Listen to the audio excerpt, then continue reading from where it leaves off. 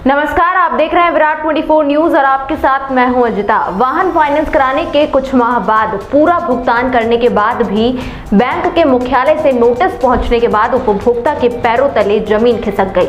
वह भागता हुआ बैंक पहुंचा तो बैंक के सहायक प्रबंधक राजेश यादव ने आश्वासन दिया कि इस तरह के फर्जी कॉल आते रहते हैं, आपका कुछ भी बकाया नहीं है।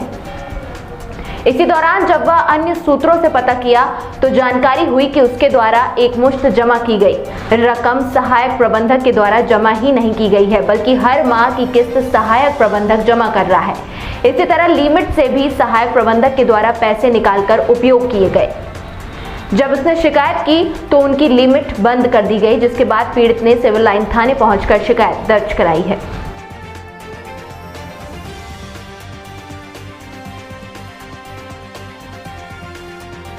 बोला कि ये आपका लोन क्लोज हो गया है, स्टाम्प मार के उन्होंने साइन करके 17 तारीख को दिया। एक महीना तो उन्होंने ये बोला कि नेटवर्क नहीं है, लोन का वो नहीं चल रहा है, ये है वो है।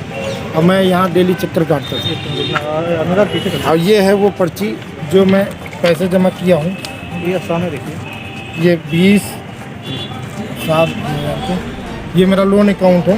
ये मैंने लोन अकाउंट डाल रखा है, इसे पकड़े रहिएगा। पैसा हमने कहा ठीक है, हमसे पैसा ले लिया जाए, मेरी गाड़ी को क्लोज कर दिया जाए। इन्होंने मुझसे 7,60,000 रुपये लिया। उसके बाद बोले कि आपका 10 दिन, एक हफ्ता 10 दिन लगेगा, गाड़ी क्लोज हो जाएगी। इस बीच में इनसे निरंतर बात करता रहा कि मेरा क्लोज करा दीजिए sir, please sir, please sir. कहे हो जाएगा। मुझे विश्वास में ले लिया इन लोगों ने। मेरे बैंक के खाते में लिमिट थी 6 लाख रुपए की। तो इन्होंने, राजेश यादव ने कहा कि सर आप लिमिट का इस्तेमाल करते नहीं हैं, अनसेसरी आपका 12,000 रुपये साल का लगता है, लिमिट क्लोज कर दीजिए। हमने कहा क्लोज कर दो।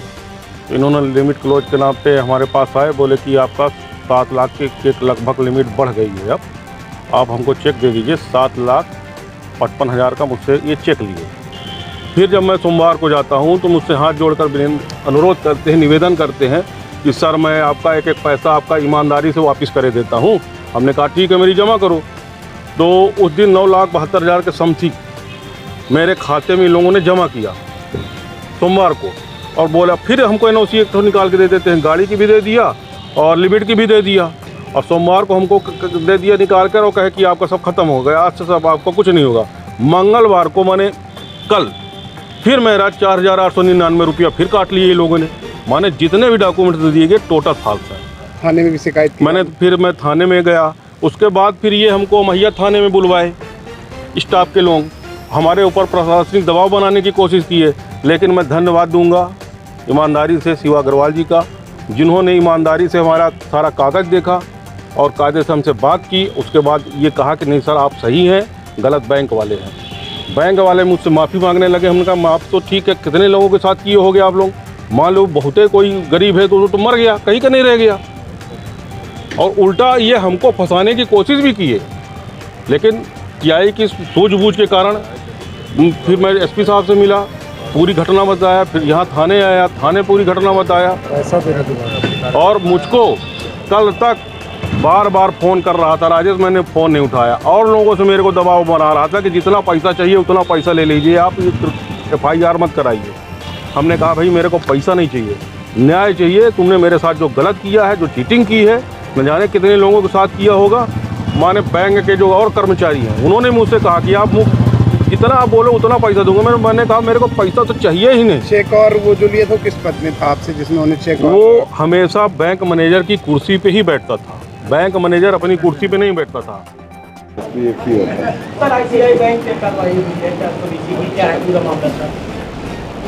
ICICI बैंक के असिस्टेंट मैनेजर ने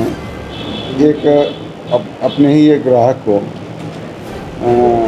कई प्रकार से छल करने का प्रयास किया।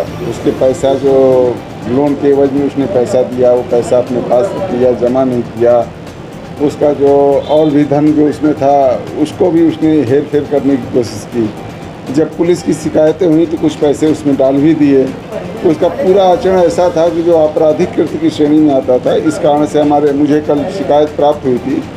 शिकायत प्राप्त होने के बाद एक ज्ञात हुआ कि थाना सिविल लाइन क्षेत्र में अपराध घटित हुआ है।